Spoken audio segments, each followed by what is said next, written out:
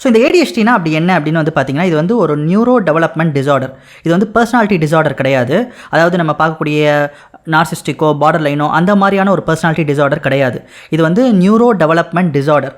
எப்படி ஒருத்தங்க ஏடிஹெச்டியால் அஃபெக்ட் ஆகுறாங்க அப்படின்னு வந்து பார்த்தீங்கன்னா, இது முழுக்க முழுக்க ஒரு பிரெயின் ஃபோக்கஸ்ட். இது வந்து ஜெனட்டிக் அப்படின்னு சொல்கிறாங்க. ஜெனட்டிக்னா கண்டிப்பாக உங்கள் ஃபேமிலியில், அதாவது உங்கள் அப்பாக்கோ அம்மாக்கோ யாரோ ஒருத்தருக்கு வந்து ஏடிஹெச்டி இஷ்யூஸ் இருந்துச்சுன்னா அது பசங்களுக்கு வரதுக்கான 70 to 80% ஆஃப் சான்சஸ் இருக்குது அப்படின்றது தான் சைக்காலஜி சொல்கிறது. ஸோ ஃபஸ்ட்டு கோர் ட்ரைட் என்ன அப்படின்னு வந்து பார்த்தீங்கன்னா, அட்டென்ஷன் ரெகுலேஷன் தான். இன்அட்டென்டிவ்னு சொல்லுவாங்க. ஏடிஹெச்டியில் டிசார்டரில் இருக்கிற நிறைய பேருக்கு வந்து பார்த்திங்கன்னா இந்த இன்அட்டென்டிவ் இருக்கும். அதாவது trouble focusing and easily distracted. அவங்களால ஒரு விஷயத்தை ரொம்ப நேரம் ஃபோக்கஸ் பண்ணிகிட்டே இருக்க முடியாது. அதாவது வந்து பார்த்திங்கன்னா, இப்போ வந்து ஒரு லாங் ரன்னிங் செமினாரில் அவங்க உட்காந்துருக்காங்கன்னா, அந்த செமினாரில் சப்போஸ் அது ஒரு 2 hours போகுதுன்னா 2 hours அவங்களால ஃபோக்கஸ்டாக அதே இடத்துல உட்காந்து பார்க்கவே முடியாது. அவங்க பிரெயின் வந்து அதை அலோவே பண்ணாது.